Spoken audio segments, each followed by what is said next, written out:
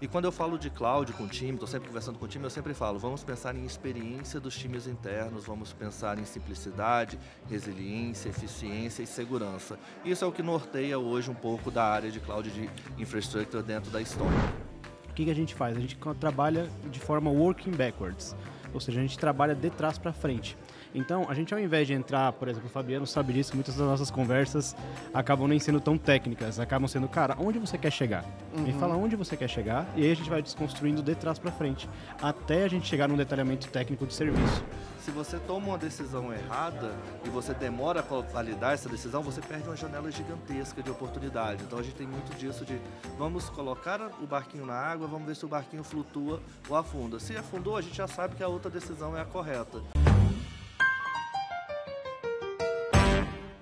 Pessoal, sejam bem-vindos aqui a mais um papo nosso dentro do AWS Simpósio sobre Cloud no setor financeiro. Eu sou Gabriel Pereira, a gente já conversou mais cedo com o Itaú, a gente segue no papo agora com a Stone. Estou recebendo, primeiro, para receber a Stone, eu estou junto com o João Melo, que é arquiteto de soluções aqui da AWS. Bem-vindo aí, João. Opa, boa tarde.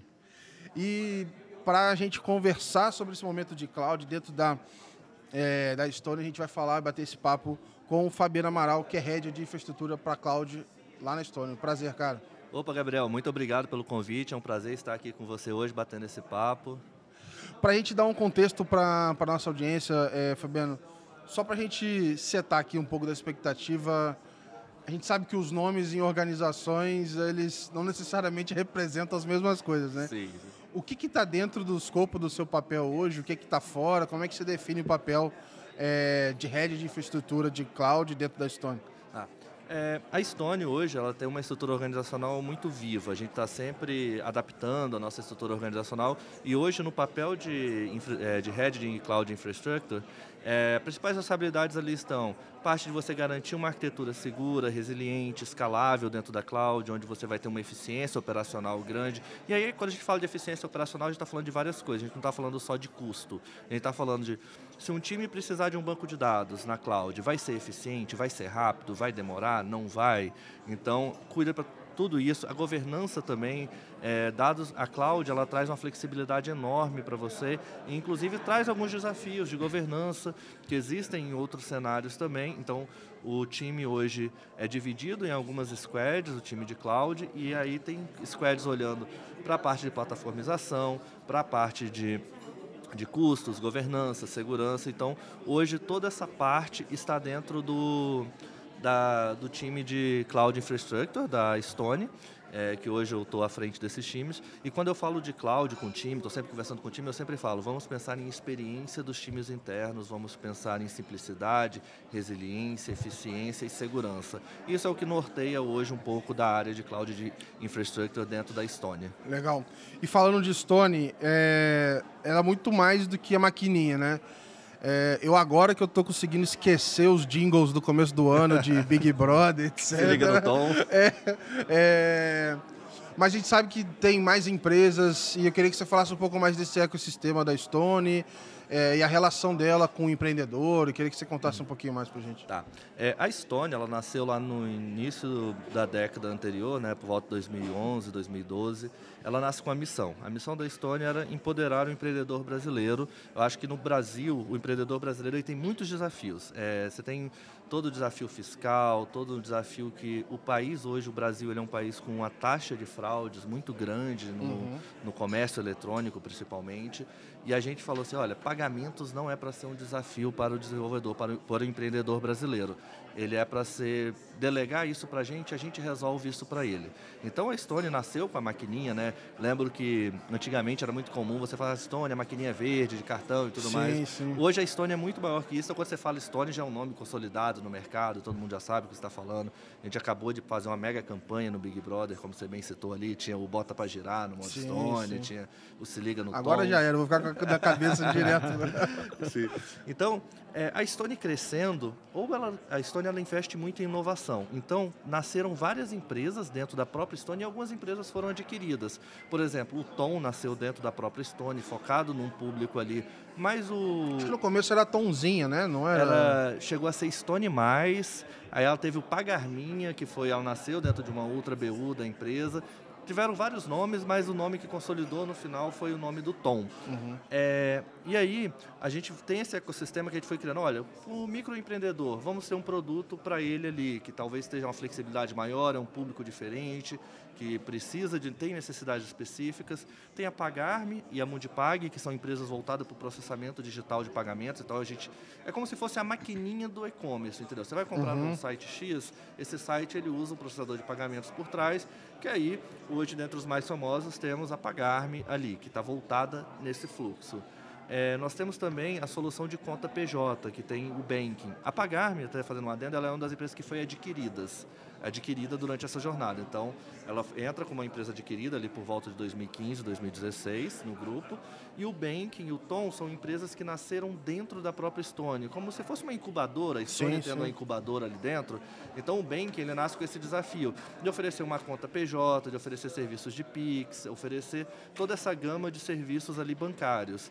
E até mais recentemente nós temos iniciativas de crédito também, oferecer crédito para essas pessoas que são esses vários produtos que a Stone engloba dentro do seu ecossistema. Então vai muito além da maquininha hoje em dia. Apesar de ter começado com a maquininha, a gente foi evoluindo porque a gente vai entendendo que a dinâmica do empreendedor brasileiro ela é muito dinâmica. Você vai evoluindo junto com o seu empreendedor, a gente valoriza muito o feedback do cliente. Então eu falei, seria legal ter isso e tudo mais, a gente pensa, faz sentido a gente ter isso para o nosso empreendedor? Faz sentido a gente priorizar isso? Como a gente vai impactar o desenvolvedor, o empreendedor? Desculpa. A gente,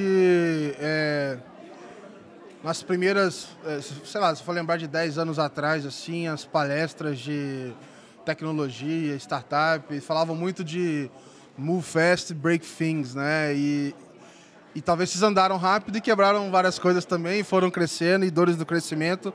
Como é que esses vários ecossistemas, de alguma maneira, mostraram desafios? Onde é que surgiram esses desafios, pensando no ambiente do desenvolvedor e desafios de infraestrutura, que é um pouco dos cases que vocês estão apresentando aqui no evento hoje também? Legal, muito bom você tocar nesse ponto, Gabriel. Quando a gente fala de ecossistemas ali, de cloud, de infraestrutura de desenvolvimento, a gente geralmente fala, tem alguns jargões, né? Tem um que a gente gosta muito dentro da Stone, que é, se você quiser ir rápido, você vai sozinho, mas se você quiser ir longe, você vai junto. E isso casa muito com o momento da Stone. A Stone, por muitas vezes, a gente teve que ter agilidade num produto, colocar esse produto rápido no mercado, para fazer uma prova de conceito, fazer um move fast, você falhar rápido, porque se você toma uma decisão errada e você demora a validar essa decisão, você perde uma janela gigantesca de oportunidade. Então a gente tem muito disso de vamos colocar o barquinho na água, vamos ver se o barquinho flutua ou afunda. Se afundou, a gente já sabe que a outra decisão é a correta. Se deu certo, já começamos a gerar resultado rápido. E isso, quando a gente está falando das empresas que nasceram dentro da Stone ou que foram adquiridas, essas empresas, por muitas vezes, elas tinham necessidades específicas que elas precisavam ter uma certa independência. Então, elas caminhavam de forma independentes dentro do grupo e aí iam gerando tecnologia, iam tendo sua própria arquitetura, seus próprios desafios. Só que a gente chega num momento que a Stone se consolida, que tem um tamanho gigantesco ali. A gente hoje tem mais de 15 mil colaboradores dentro do grupo Stone Co.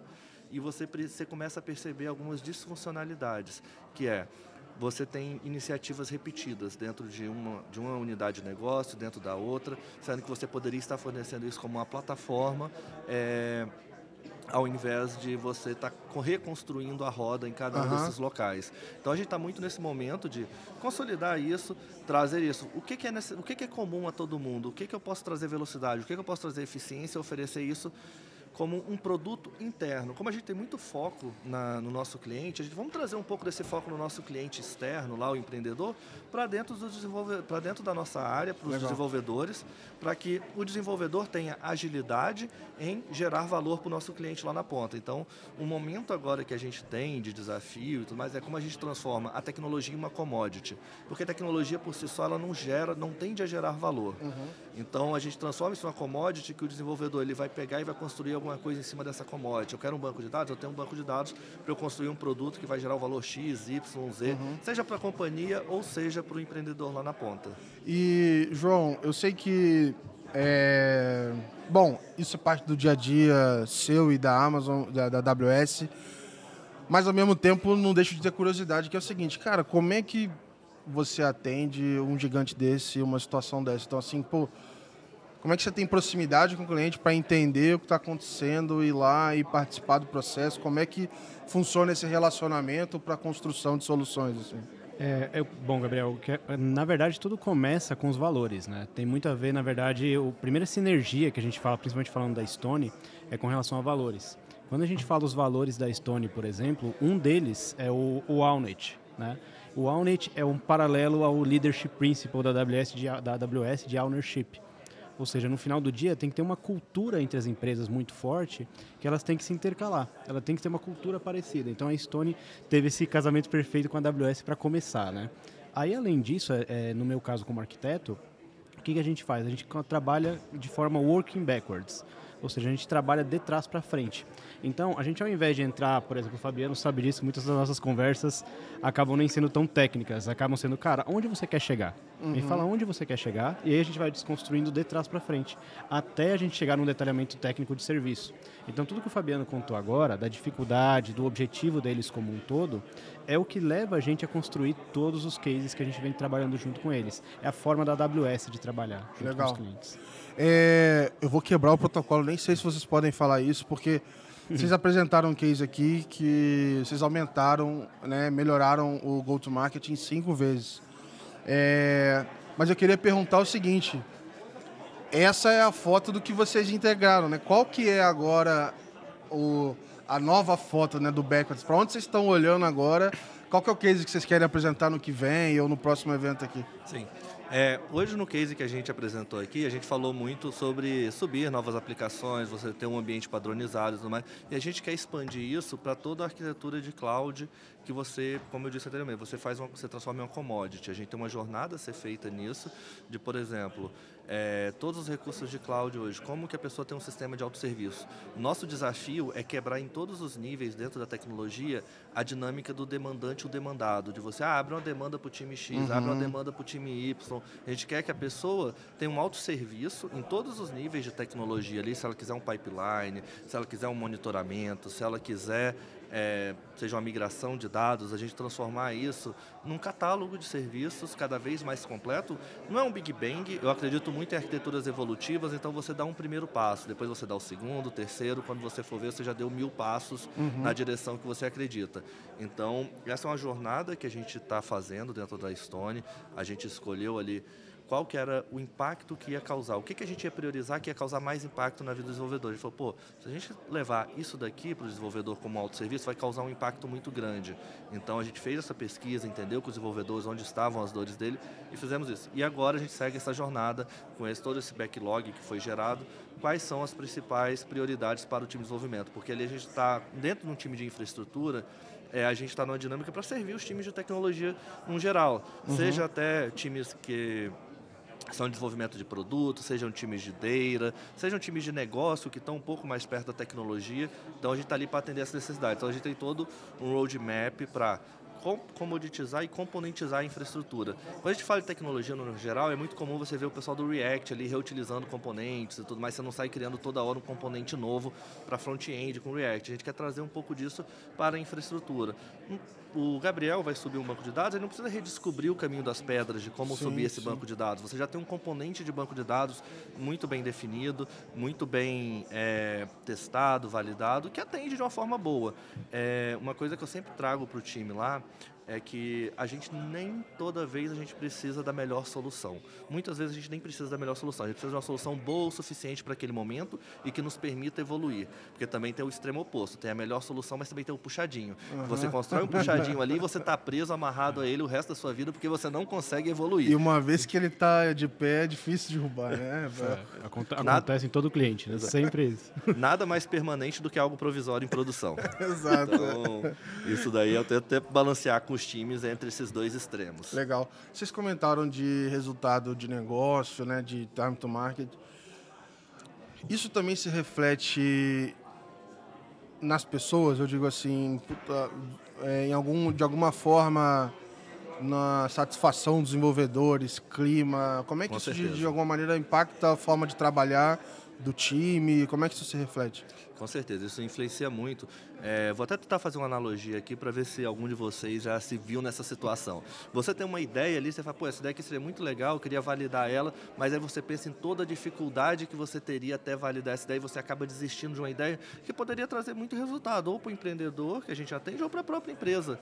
Então, as pessoas elas estão muito mais abertas a inovar, porque elas falam, é fácil inovar, é fácil eu subir uma infraestrutura, é fácil eu ter minha aplicação rodando, eu testar um serviço X, Y, é uma coisa fácil de fazer, então isso aumenta a moral do desenvolvedor. Ele está muito mais propenso a trazer sugestões, a testar, a fazer o move fast, break things, que é um pouco do que... E sempre isso com muita segurança e com os guardrails. Não quer dizer que a gente não tem governança, Claro. não tem segurança, mas isso a gente já criou um modelo. Uma vez que você seguiu aquele modelo, você tem autonomia e aí você não precisa toda hora redescobrir o caminho das pedras. Legal. É a chamada carga cognitiva, né, Fabiano? No final do dia, o desenvolvedor ele não tem uma alta carga cognitiva, ele não tem que aprender uma série de coisas para inovar. Ele consegue inovar rápido, né? Exatamente.